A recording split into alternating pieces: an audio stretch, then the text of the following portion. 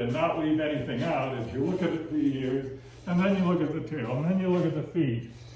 So many veterinarians, including myself, we try to be methodical and start at the front and go to the back. So we look at the nose and see how the nose looks, if it's cracked, discharge, skin, anything going on there, whiskers, hair. Then we look at the teeth and we examine and we say, this looks like a young dog. And the canines aren't all the way in yet. Oh yeah? And then we look at the tongue and the, oh yeah, it's okay, it's okay. And that is about usually what happens because they start whining because they don't like their mouth held open.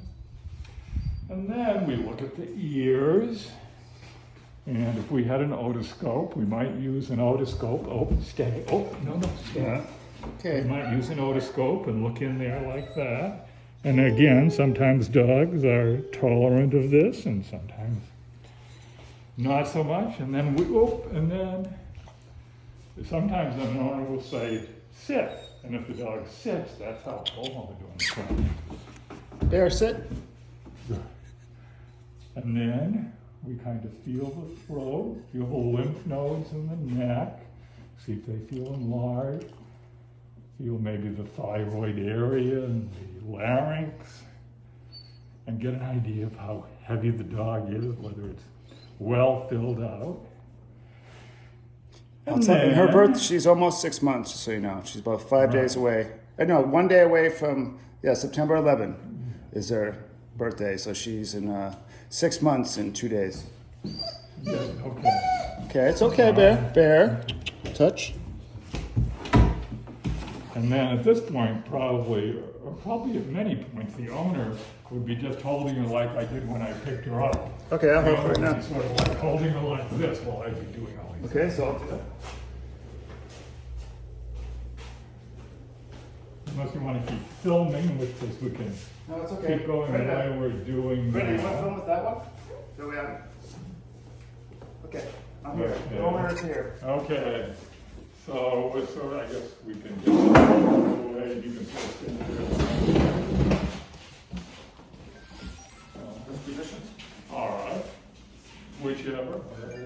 We'll change the position. So then that's good. Now with you holding, I get to look at the feet and the toes. See, most dogs wouldn't just sit there by themselves while I'm doing this. They would say, what's this guy doing here? And the nails and the length of the nails. And 95% of people will say, and I want the nails clipped.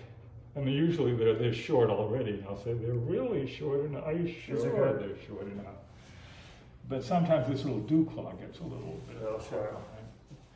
So we look at the feet, feel the bones, and we squeeze the bones, see if there's any panosteitis in a shepherd. They get sore bones as they're like growing pains sometimes. And we look between the toes and if there's any ticks or skin diseases or anything like that, we're on the alert.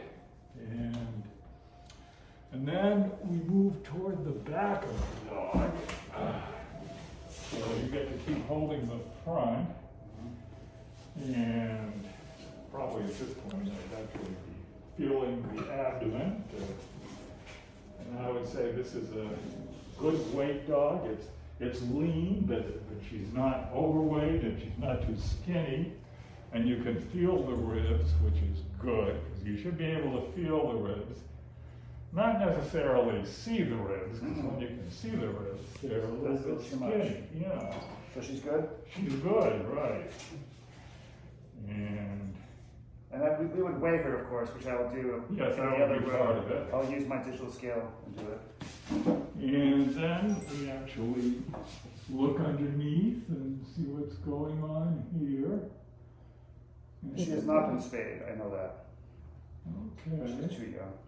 Or Yeah, if there was a question, if you found a dog of a how do you have to find out if they're spayed, right? right, so the only way to be sure, well, there's a number of things. You can wait and see if they come into heat, and if they come into heat, you know they haven't been spayed. And you can do surgery to open up and look all around for Sometimes there's a you. little scar too, right? But that's a clue, though. If you see it right in the exact place, a short scar, sometimes with little dots on either side where the sutures were. That's a good way.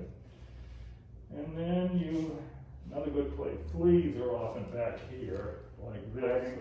Right. Because they can't scratch that well right up here. We're lucky in this yard, we have no fleas. Yeah.